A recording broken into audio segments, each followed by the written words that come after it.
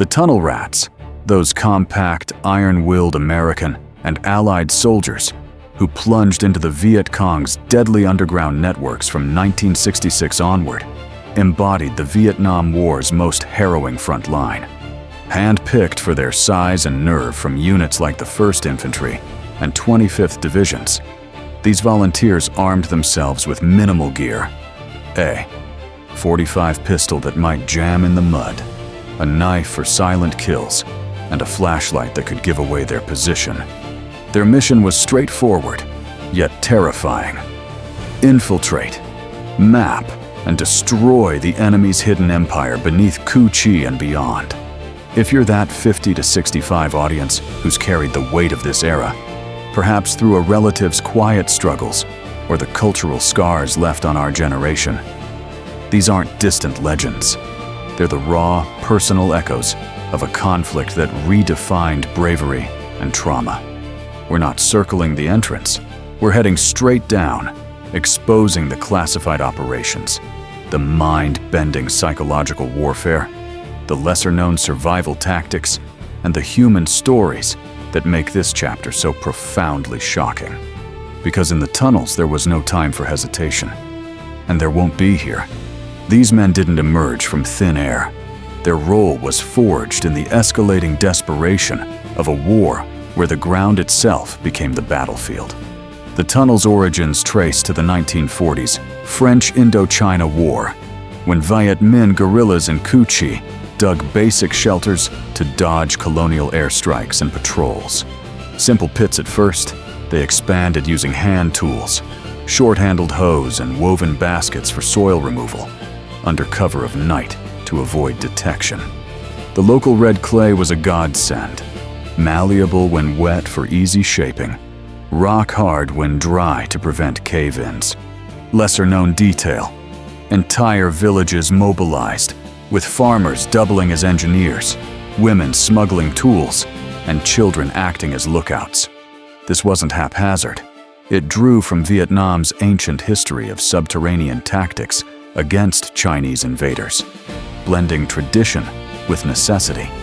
By the 1950s, as the First Indochina War climaxed at Dien Bien Phu, the networks grew more sophisticated, interconnected chambers allowing hit-and-run attacks. Post-1954 Geneva Accords, the southern tunnels slumbered, but the expertise lingered among locals. American entry revived them explosively. With U.S. advisors in 1960 and full commitment after the 1964 Gulf of Tonkin incident, troop levels hit 184,000 by 1965. The Viet Cong, now formalized, turned Cu Chi into a 250-kilometer behemoth, a buried metropolis defying imagination. Multi-tiered levels reached 30 feet deep, shrugging off B-52 payloads that turned the surface to moonscape. Ingenuity abounded.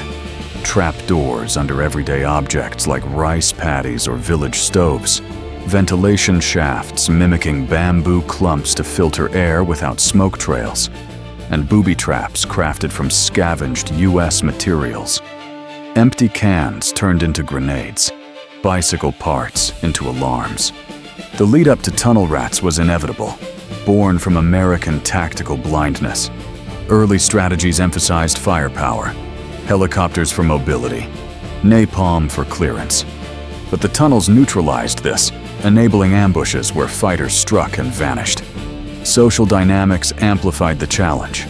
U.S. troops, many draftees from diverse backgrounds, urban kids from Chicago, farm boys from Iowa, arrived trained for open battles, not subterranean hunts. Inner turmoil brewed. The camaraderie of boot camp clashed with the isolation of jungle patrols, duty to country versus survival instincts. Commanders experimented desperately. Defoliants like Agent Orange stripped foliage to expose entrances, but the network burrowed deeper. Smoke machines and CS gas were deployed, but Viet Cong counters, water seals and air pockets rendered them useless. Flooding attempts backfired, with drainage systems turning water against the attackers. The human element demanded a human solution. volunteers small enough to fit 18-inch passages, brave enough to face the void. Thus, the rats were christened, a moniker blending their navigation with the disdain for the filthy job. Their emergence marked a shift, from aerial dominance to intimate, visceral combat, where secrets of the earth tested the soul. January 8, 1966. Operation Crimp launches with thunderous force into Ku Chai's heart.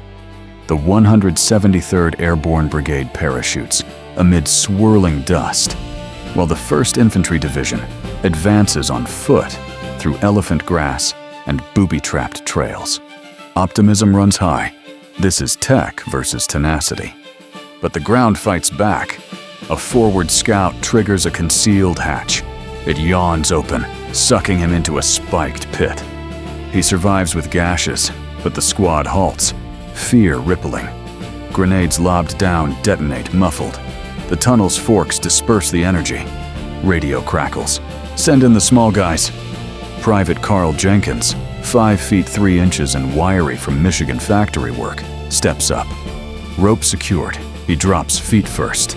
The shaft narrowing like a throat. Flashlight on, he spots scrawls. VC maps? Then a wire glinting. It's a punji setup. Bamboo stakes poised to pierce. He snips it carefully, sweat stinging eyes. But here's a slither. Crate snake or rat? Crawling further, he finds a cache. Rice sacks, AK rounds. Surfacing gasping, Jenkins's report stuns. It's a whole city down there. Crimp grinds on for 12 days, rats venturing bolder. Discoveries pile up.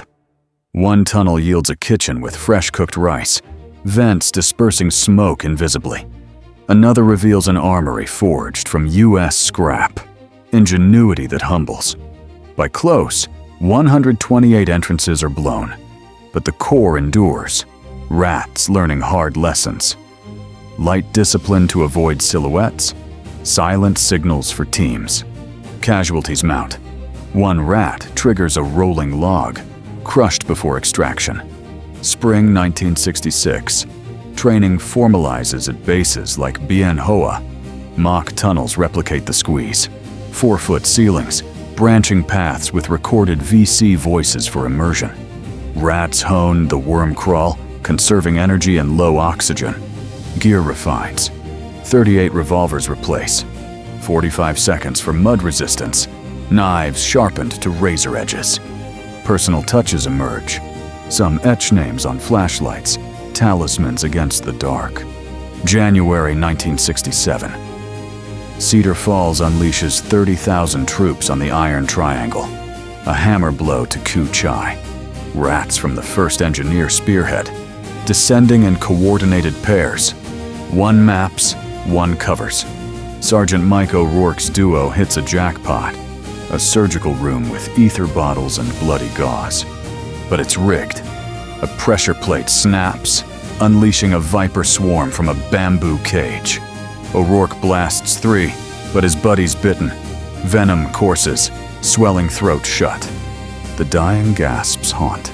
No anti-venom reaches in time. Deeper, they find a command post with radios tuned to U.S. frequencies. Eavesdropping secrets. But a false floor gives way, plunging one into a spike pit. Screams cut short. Surprises abound. Echo amplifiers. Shaped chambers magnifying noises to induce madness. Footsteps booming like artillery. As Cedar Falls wraps, rats have cleared sections, but at cost. Exhaustion, infections from cuts in filthy walls. The network adapts, VC adding resupply drops. Hidden chutes for food from above. 1968. Tet Offensive erupts like wildfire. VC pouring from tunnels into Saigon streets and embassies.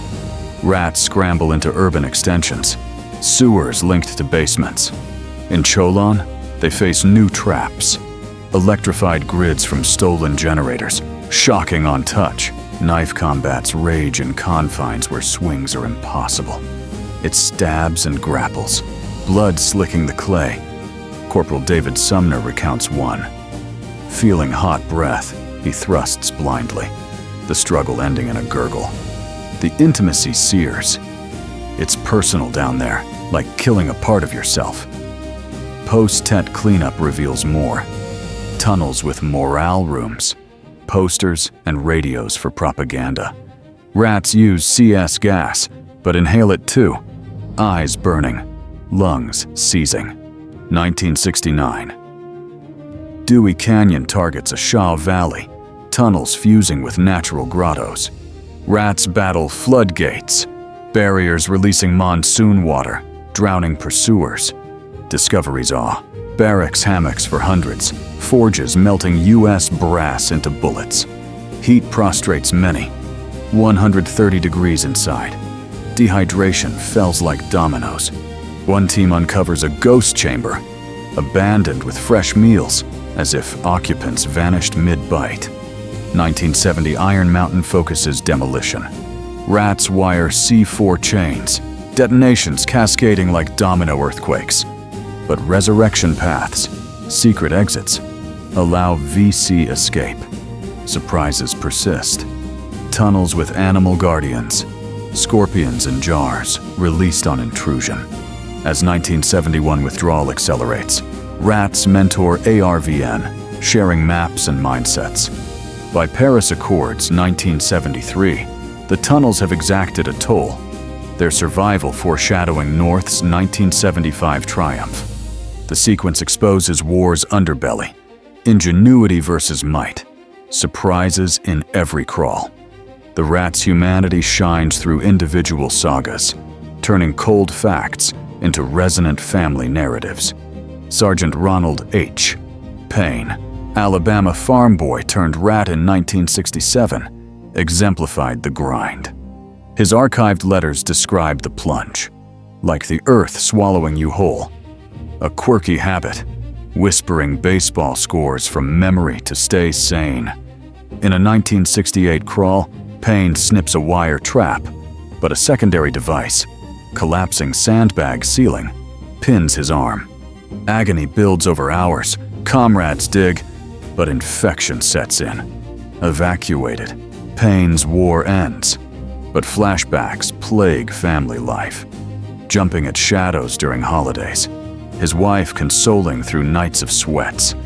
His son later notes, Dad's tunnels were inside him too. Australian Corporal Ian Scotty Scott, from a Sydney suburb, brought miner's grit, but found Q-Chi different. His journal entries capture the sensory barrage. Damp chills the soul, silence deafening. A surprise bond, sharing a captured VC cigarette with an American rat, laughing over homesick tales. This camaraderie buffered horror, but guilt lingered, fighting for empire while missing his daughter's birth. Post-war, Scott's PTSD manifests in agoraphobia. Family adapts, picnics becoming therapy. He teaches grandkids mining lore blended with tunnel wisdom. Face the dark, but never alone. Private First Class Sammy L. Davis, Missouri native with Cherokee roots, used ancestral intuition. Lesser known, his Bowie knife, engraved with tribal symbols, became a talisman. In a deep shaft, Black Echo hits, disorientation where directions dissolve. Davis grounds himself with breathed chants, emerging to report a cache. Letters home veil the fear. The ground has spirits here. Family feels the change, distant at reunions, but he channels it into storytelling, passing resilience to descendants. These bonds, interracial teams sharing rations in the gloom, forged lifelong ties, challenging segregation. Rats' code, never leave a man behind, extended to life above. Yet the strain on home. Wives decoding censored mail, children tiptoeing around tempers. Unique. Some, like Lieutenant Jim LaPointe, sketched tunnel maps post-war as art therapy, exhibits now honoring their memory. This human tapestry reveals war's true face. Hearts enduring amid breakage, legacies whispered across generations. The tunnel rat effort's fallout reshaped Vietnam and reverberates still, a complex web of triumph, tragedy, and transformation. Militarily, they tipped scales. Intel from cleared tunnels averted disasters, like in 1969's Hamburger Hill, where mapped networks prevented encirclement. Destroyed sections forced VC surface, exposing to air power. But the ledger bled red. Casualties topped 1,200 when counting psychological breakdowns, with unreported deaths from infections or friendly collapses. VC countermeasures, reinforced doors, decoy levels, prolonged the agony. Their losses in thousands boosting resolve. Politically, it fueled skepticism. Rat's reports of tunnel vastness contradicted optimistic briefings, contributing to the 1968 credibility gap that doomed LBJ's re-election. The 1971 Pentagon Papers amplified this, leaking suppressed intel on underground resilience, igniting protests that hastened withdrawal. Culturally, rats inspired art.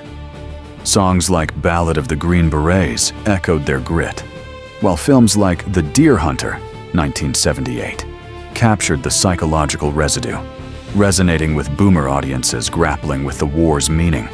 Socially, the impact devastated. PTSD, tunnel syndrome, claustrophobia, night terrors, afflicted thousands, leading to family fractures, homelessness spikes in the 1970s.